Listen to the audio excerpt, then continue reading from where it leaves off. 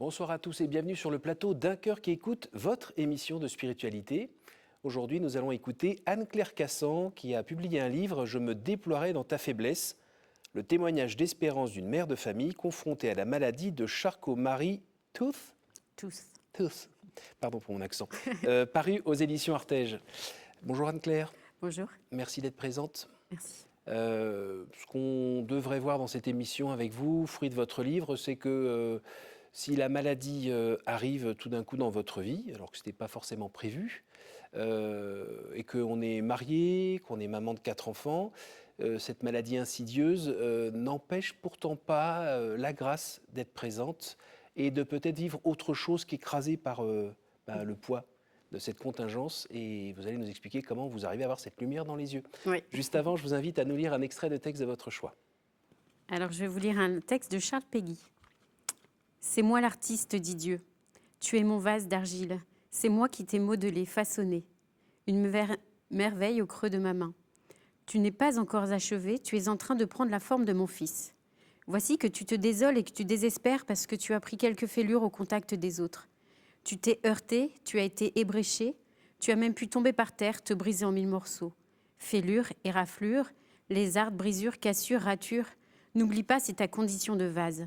Si je t'avais rangé dans un placard à vaisselle, tu ne connaîtrais pas ces heures de la vie, mais tu ne servirais à rien, ni à personne, tu serais un vase inutile. Moi, dit Dieu, j'aime les vieux vases un peu usés, un peu ébréchés.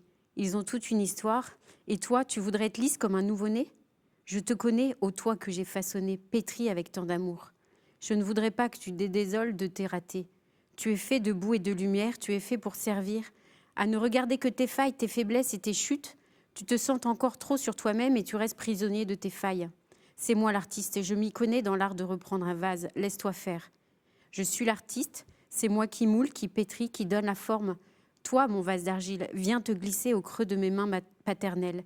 Laisse-toi pétrir. Abandonne-toi longuement à mon travail de potier. Expose-moi tes fêlures, tes brisures, tes cassures. J'aime à faire du neuf, j'aime à te regarder. Viens et n'aie plus peur. Chaque fois que tu retombes dans ces fautes que tu voudrais ne plus commettre, je te dis, le pardon est là. Viens et continuons ensemble. J'aime à te regarder, voir les efforts que tu fais et tout le mal que tu te donnes. J'en éprouve grande joie et tu réjouis mon cœur. Je vois combien tu te transformes. À l'abri de tes regards, je te modèle à l'image du Fils bien-aimé. Tout ce que je te demande, c'est de venir toujours et à nouveau, après chaque chute, entre mes mains, pour me donner la joie de te remodeler. Allons, n'aie pas peur, c'est moi ton père, c'est moi l'artiste. Charles Péguy. Superbe. J'ai choisi Charles Péguy parce que Charles Péguy est bosseron et je suis bosseronne. Ce sont mes origines et c'est ce que je suis et d'où je viens. Et en lisant ça, j'étais en train de me demander si vous étiez plutôt porcelaine, faïence, terre cuite. Peut-être porcelaine fragile, mais qui, par ses brèches, peut faire passer la lumière et qui, je l'espère, peut, si on mettait de l'eau dans ce vase, par ses brèches, il y a des graines qui sont semées au sol, peut-être que je pourrais arroser ces petites graines et les faire s'élever vers le Seigneur. Et parce que c'est lui qui m'élève. Si on fait une photo d'identité de vous aujourd'hui, là, maintenant. Alors là maintenant, je suis maman, j'ai 45 ans, mon mari est militaire et je suis maman de 5 enfants. Je suis la 10e d'une famille de 10 enfants, donc la petite dernière. Voilà. Et sur le plan sanitaire ? Sur le plan sanitaire, alors voilà, je suis atteinte de la maladie de Charcot-Marie-Tooth. C'est une maladie familiale, une maladie génétique. C'est une maladie neurodégénérescente musculaire qui touche notamment les extrémités, donc les mains, les avant-bras, les pieds, voilà. C'est une maladie qui est de notre famille puisqu'elle a été transmise par ma maman. Elle apparaît à différents âges. Moi, elle est apparue il y a une quinzaine d'années. Et vos frères et sœurs Alors nous sommes, sur les 10, nous sommes 7 à être atteints. Oh. Voilà. Et à différents niveaux. Il y a différents niveaux. Les garçons sont plus atteints que les filles et ils sont en fauteuil roulant, enfin voilà, beaucoup plus atteints. Donc l'histoire, c'est que petit à petit, les fonctions motrices diminue. Voilà, parce qu'en fait, les muscles sont mal irrigués, donc les muscles ont une tendance à s'atrophier. Donc au niveau des mains, donc, on perd notre système de préhension. Voilà, moi je tremble beaucoup parce que j'ai plus trop de force dans les mains. Et au niveau des pieds, on perd l'équilibre, on perd petit à petit la marche. Voilà. Donc, on va dire que Et intellectuellement, ce que vous savez, c'est que c'est pas une ligne droite, c'est quelque chose qui descend c'est quelque de chose manière inéluctable. voilà, c'est dégénératif, c'est inéluctable. Vous l'avez Euh, appris à quel âge? alors moi, il y a une quinzaine, et donc à 30 ans. Ce qui est assez tard.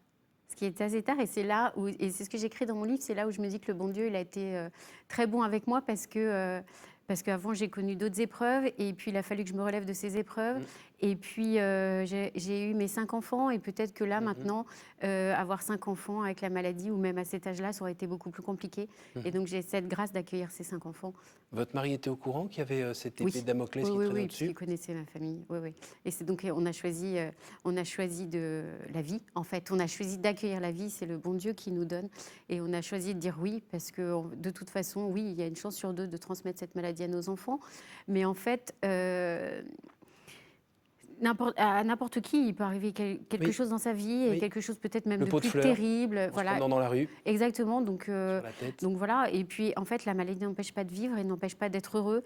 Et au Attendez, contraire. attendez, vous dites des trucs révolutionnaires là. La maladie n'empêche pas de vivre et d'être heureux. Mais pourtant, on n'a pas envie d'être malade, on n'a pas envie de vieillir. Tout le monde se bat pour ça, non? Oui, mais Deuxième degré, hein. oui, oui, j'ai bien compris. Je souligne. C'est bien compris. Et moi, d'ailleurs, il a fallu du temps. Alors, au niveau de la maladie, c'est vrai que dans mon livre, je parle des deuils parce que c'est très important, parce que c'est par ces deuils que j'ai pu arriver à accepter ma maladie qui est arrivée après, parce que j'avais fait ce chemin vers Dieu, ce chemin d'espérance vers Dieu. Je me suis sentie aimée et surtout, je me suis sentie aidée. Et les grâces que je ne voulais pas voir au moment du décès de maman, À 18 ans? à 18 ans, voilà. À 18 ans, où d'ailleurs j'ai fermé un peu la porte au bon Dieu en disant, bah, justement, où es-tu? Parce que là, j'ai besoin de toi et je ne te vois pas. Et je ne te vois pas dans les personnes qui m'entourent, parce que je trouve qu'ils ne qu'ils trouvent pas les bons mots, ou qu'ils sont même absents. Et, et après, c'est lorsque j'ai rencontré mon mari et qui m'a remis sur le chemin de la foi, ou qui m'a remis sur ce chemin d'espérance, où là, j'ai commencé à ouvrir mon cœur et à voir qu'en fait, le bon Dieu, il était déjà là. Simplement, je lui avais fermé un peu la porte. Et c'est saint François de Sales qui dit que le consentement à la grâce relève plus de la grâce que de notre propre volonté, mais en revanche, la résistance à la grâce relève de notre seule volonté. Oui, oui, oui. Voilà. Et là, c'est vrai que maintenant enfin voilà, quand je suis arrivée sur ce chemin d'espérance et avec le bon Dieu à mes côtés et que je voyais ces grâces, là, je me suis dit, bon, bah voilà, là, il y a la maladie qui apparaît. Je savais qu'elle pouvait arriver. Mais j'ai ces grâces. J'ai Jésus à côté de moi, qui a lui-même souffert. Il a souffert, il s'est battu pour nous montrer, enfin pour nous ouvrir les portes du ciel. Eh bien, moi aussi, je vais me battre face à cette maladie. Je me servir de ces grâces pour m'aider à me relever chaque jour, parce que chaque jour, voilà, c'est difficile. Je ne sais pas comment je vais être, c'est un peu une inconnue chaque jour. Et je vais me battre aussi pour montrer, et en premier lieu à mes enfants, qu'il y a de la lumière, qu'on peut vivre avec, et voilà. Qu'est-ce qui fait que, attention, deuxième degré, qu'est-ce qui fait que c'est pas l'autosuggestion? C'est pas la méthode Coué? Ah bah alors, clairement, déjà, moi, très souvent, j'ai ce mot incarne qui vient à mon oreille, et mon cœur me rappelle que, mon corps, pardon, me rappelle que j'ai besoin d'aide. Et, et c'est pas de l'autosuggestion, dans le sens où j'ai déjà vu ses œuvres. J'ai crié vers lui plusieurs fois, notamment au Racontez-nous. moment de. Ouais. Alors, c'est vrai que l'une des dernières et l'une des plus grosses, c'est celle des plus grandes, qui m'a conduit à écrire ce livre. J'étais en adoration dans une basilique. Il se trouve un matin dans une basilique toute seule. Alors, je peux la citer, c'était la basilique de Fourvière à Lyon, face à la Sainte Vierge, face au bon Dieu, tout petit, là, dans cette hostie. Et j'ai crié vers lui parce que c'était un moment où c'était difficile, où je dis souvent que je suis fatiguée, d'être fatiguée. Oui. Voilà, parce que d'être malade, c'est quand même compliqué. Ça, je ne veux pas faire un éloge de la souffrance, c'est compliqué. Et à ce moment-là, j'avais besoin de lui et je lui dis, viens vers moi, enfin, là, j'ai besoin de toi. Il faut absolument que tu m'aides. Et là, j'ai entendu une musique dans cette basilique et c'était Vivre d'amour de Sainte Thérèse. Et Sainte Thérèse, elle fait partie de ma vie depuis toute petite. Et ce chant Vivre d'amour, il a une connotation particulière. Pour moi, je l'ai chanté au mariage de mon frère, c'était très émouvant. Et, et j'ai senti surtout, et c'est ça qui est très important, j'ai senti une paix en moi, quelque chose qui m'a dit, ne t'inquiète pas, je suis là, avance, et surtout n'oublie pas le mot amour dans ta vie. Et c'est vrai qu'avec les deuils que j'ai vécus, il y a une chose qui reste en fait, c'est l'amour. On peut avoir n'importe quelle vie sur la terre, une vie très... Voilà. Ce qui reste au fond, là, on a tous la même finitude, la mort. Mais à ce moment-là, qu'est-ce qui reste? C'est l'amour. Quand j'ai perdu mes parents, voilà, Votre maman, c'était à 18 ans. et mon papa a 21 ans. Je l'ai vécu tout autrement parce que j'avais rencontré mon mari entre-temps et qu'il m'avait mis sur le chemin de l'espérance. Et que moi, c'était même une délivrance parce que je le voyais souffrir de cette absence. Et je savais qu'en ayant cette espérance au cœur, je savais qu'ils étaient réunis tous les deux. Je crois en la communion des saints. Et je ne sais plus ce que je Après, voulais le dire. fait d'être la 10e, la petite dernière, ça fait peut-être aussi que ces morts sont un peu différentes. Vous avez toujours été habitué à être entouré avec du monde. Voilà, exactement. Et puis la mort, c'était quelque chose qu'on ne parlait pas forcément. Or, la mort, et j'y tiens. Et moi, ça m'a fait avancer parce que des malheurs, on peut en sortir quelque chose de bien. La mort, ça nous apprend à vivre, en fait. À vivre correctement, enfin là, vous allez dire que c'est peut-être suggestif, mais c'est à vivre dans l'essentiel et, et à ne pas perdre de temps à vivre. Oui. Et dans cet essentiel, il y a l'amour. Et moi, c'est cet amour qui me porte, l'amour de mon mari, qui m'a acceptée telle qu'elle, avec ma maladie, l'amour de mes enfants. Et moi, je veux transmettre maintenant cet amour à mes enfants et aux personnes que je veux rencontrer. Parce que si je veux être un message d'espérance, moi, pour eux, je me suis beaucoup reposée sur des témoins, moi-même. Donc, si je pouvais l'être pour les autres... Et on sent dans ce que vous dites qu'il y a une urgence. Oui, il y a une urgence. Il y a une urgence à vivre, mais qui en fait, ce que vous dites pour vous l'est aussi pour nous, parce que le compteur aussi, il tourne, comme vous disiez tout à l'heure. On ne sait pas quand ça s'arrête. Voilà. Et donc le côté, quand vous entendez quelqu'un qui a une heure à tuer, ou quelqu'un un enfant, par exemple, quand un enfant trouve que c'est long et essaye de combler les 2 heures de permanence parce qu'il ne sait pas quoi faire.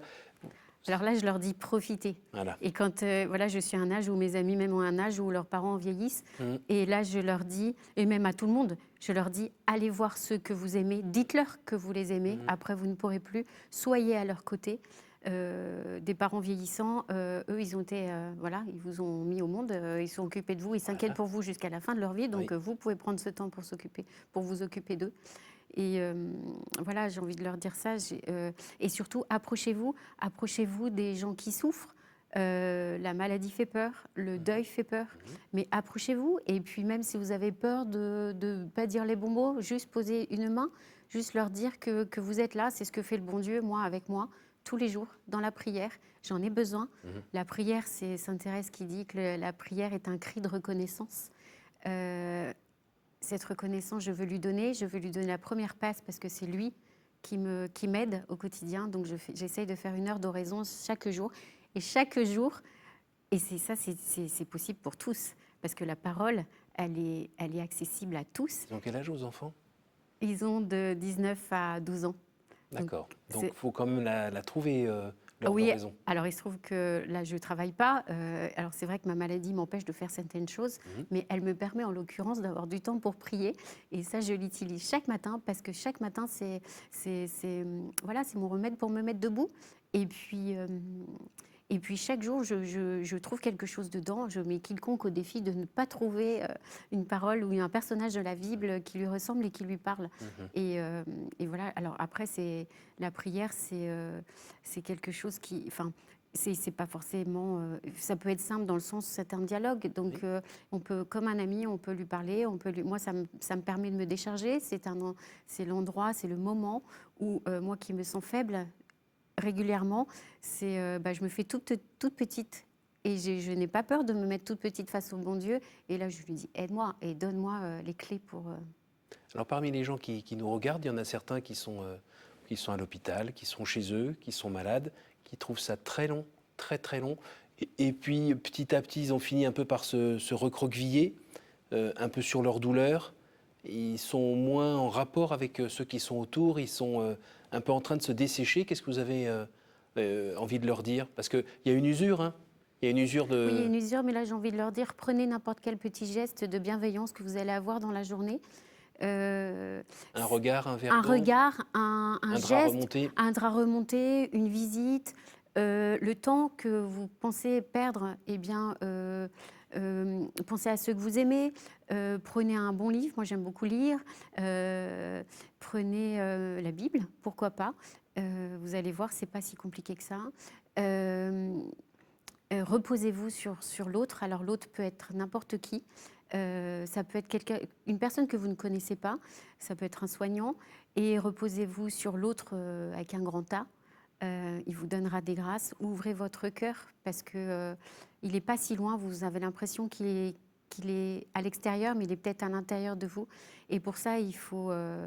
Et puis, ouvrez-vous aux autres aussi. Moi, je me suis renfermée beaucoup au moment du deuil de maman parce que je trouvais que personne ne m'aidait. Oui. Et en fait, c'est horrible parce qu'on s'enferme, on s'isole et que finalement, venir vers Dieu, moi, ça m'a libérée. On trouve une certaine liberté, une liberté de dire oui, j'ai mal, une liberté de dire oui, je suis toute petite, mais je peux quand même apporter quelque chose à quelqu'un. La phrase, c'est quand je suis faible que je suis fort, elle résonne spécialement chez vous? Complètement, parce que c'est la phrase de Saint Paul dans Corinthiens 2, dans la lettre 2 et chapitre 12, verset 9. Page 328, Non, édition de mais Jérusalem. c'est une phrase qui est très importante pour moi parce qu'en fait, c'est d'accepter, de mettre sa fierté dans sa faiblesse et d'accepter et de faire une place au bon Dieu dans son cœur pour que toute sa puissance s'exprime. Et le je dont je me déploierai dans ta faiblesse, c'est le bon Dieu, mais ça peut être aussi une personne. Moi, j'aime aller m'approcher des personnes qui souffrent parce que je sais ce qui peut aider avec toute humilité. Et donc, ce jeu, ça peut être moi. Tu es faible, mais moi, je peux venir t'aider. Et je pense qu'en fait, on est là sur Terre pour ça. On parlait de l'urgence de vivre. Nous sommes... la mort, ça exprime une fin, mais un début vers la vie éternelle. Ça exprime aussi que sur Terre, nous sommes dans un pèlerinage. Moi qui ai fait des pèlerinages à Lourdes avec les malades, je retrouve ce pèlerinage de vie. En fait, je le retrouvais dans ce pèlerinage à Lourdes à chaque moment. C'est-à-dire que notre vie est une procession lente. Venir à Dieu, je dis à ces personnes, ça peut prendre du temps. Moi, le discours que j'ai maintenant, ça a pris beaucoup d'années. Mais il a été éclairé. Vous savez, dans les processions, on tient des petits cierges. Il a été éclairé par les petits cierges qui nous montrent le chemin à suivre, ce chemin qui mène à Dieu, ce chemin... dans ces pèlerinages aussi, cette lumière, cette petite flamme, elle peut s'éteindre, mais il y a toujours quelqu'un à côté qui vient la rallumer. Donc j'aimerais dire à ces personnes, voyez ces petites lumières qui vont venir rallumer un peu d'espérance dans votre vie. Et puis surtout... n'oubliez pas que vous êtes aimé, que vous êtes enfant de Dieu et qu'il ne vous oublie pas et que vous avez toute votre place, même si vous êtes malade, mais vous avez toute votre place. Alors parfois, il y a quand même le « pourquoi moi ?» Et Dieu, qu'est-ce qu'il fait? Je lui demande de me guérir, il ne me guérit pas. Pourtant, j'ai des enfants, pourtant, je suis encore jeune, j'ai un mari, je peux apporter plein de choses, quoi. Pourquoi je ne suis pas guéri? Je demande, je fais même des efforts. Je suis allé à Lourdes, je suis allé à Rocamadour. Pourquoi il ne répond pas? Alors peut-être que... alors là, si on me posait la question, typiquement, est-ce que je voudrais être guérie de mon corps? Oui, évidemment. Mais je dirais que ce n'est pas la priorité. Là, il m'a guérie d'abord au niveau de mon âme parce que je m'étais un peu perdue. Et peut-être que je ne demandais pas la bonne guérison du départ, en fait.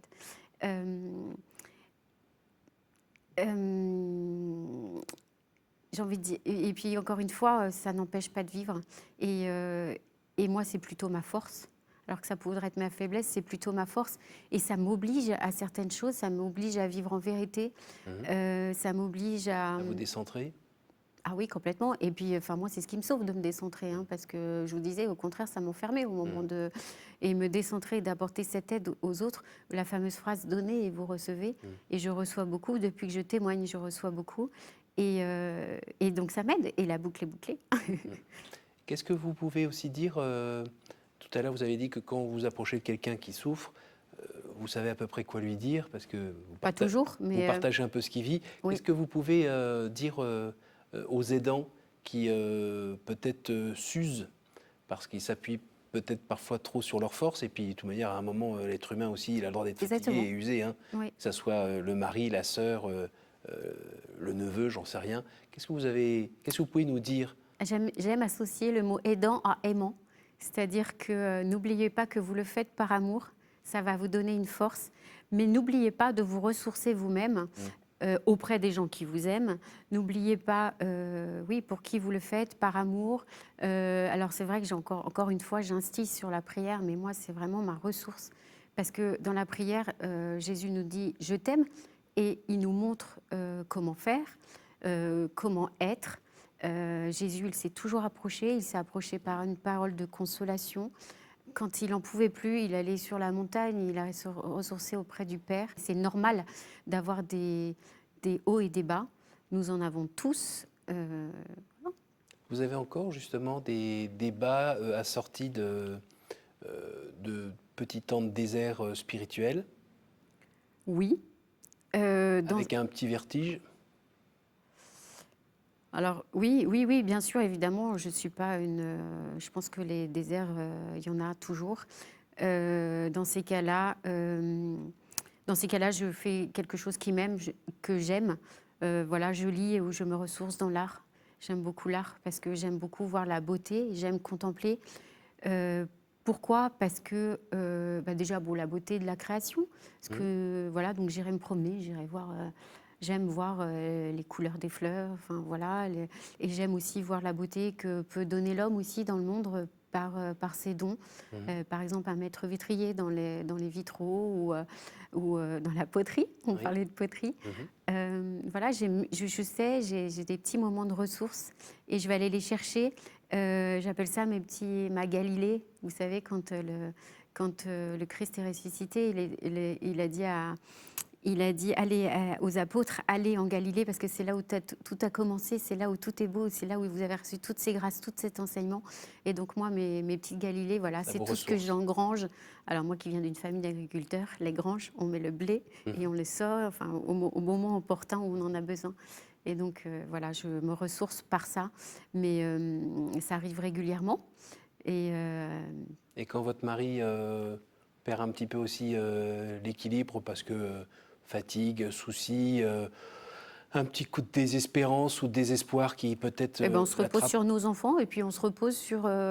moi, j'aime voir mes frères, voilà, qui sont plus atteints, qui sont en fauteuil et qui ont une vie, qui sont mariés, qui ont des enfants, qui ont une vie active et qui sont debout. J'ai vu ma maman qui avait 10 enfants. Voilà, c'est pour ça aussi que je voulais témoigner, c'est que je vous disais qu'à la fin, qu'est-ce qui reste? Il reste l'amour. Moi, ce que je veux transmettre à mes enfants, c'est une maman qui était debout, une maman voilà, qui continuait à avancer malgré les épreuves, parce qu'ils en auront des épreuves. Voilà, je veux leur donner ça et je veux leur donner la clé, le bon Dieu, et je veux leur dire allez-y, allez-y, allez le chercher. Nous arrivons déjà à la fin de cette émission, le temps des questions courtes, réponses courtes. Je vous écoute, un chiffre entre 1 et 10. Alors 7, parce que nous sommes 7 dans la famille. Quelle est pour vous la plus belle fête? Pâques, la résurrection. Parce qu'après la souffrance, après cette bataille, il y a toujours des résurrections. Après les tristesses, il peut y avoir des résurrections. Ça peut prendre du temps, mais elle existe. Le bon Dieu arrive à faire sortir de la pire souffrance une lumière. Il faut que nous gardions ça à l'esprit. À nouveau, je vous écoute. 2. Et le couple? En dehors de la Sainte Famille, quel est le personnage biblique qui vous touche le plus en ce moment? Alors j'en dirais deux, Marthe et Marie.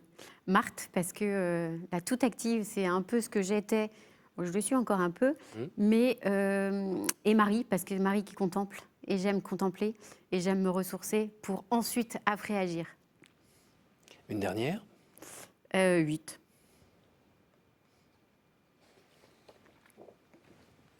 Au jour du jugement, qu'aimeriez-vous que Dieu vous dise?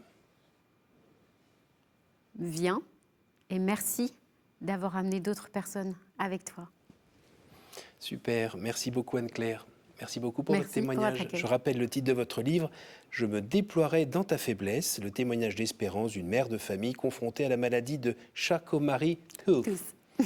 aux éditions Artege, où à la fin de ce livre, quand on le referme, si on a bien été attentif, on a compris que ce n'est pas avec vos petits bras et Non. votre volonté que vous êtes qui vous êtes aujourd'hui, mais c'est bien justement en vivant cette vulnérabilité dans les bras du Seigneur. Exactement. C'est lui en fait qui vous aide à être qui vous Qui êtes me aujourd'hui. porte. Et c'est pas juste des mots, c'est vraiment Et votre c'est vie. vraiment vrai. Merci beaucoup, merci à vous tous pour votre fidélité. N'hésitez pas à retrouver ce programme sur notre site internet ktotv.com, à le réécouter à la radio, en podcast, à le partager autour de vous. Merci pour votre fidélité et à la semaine prochaine.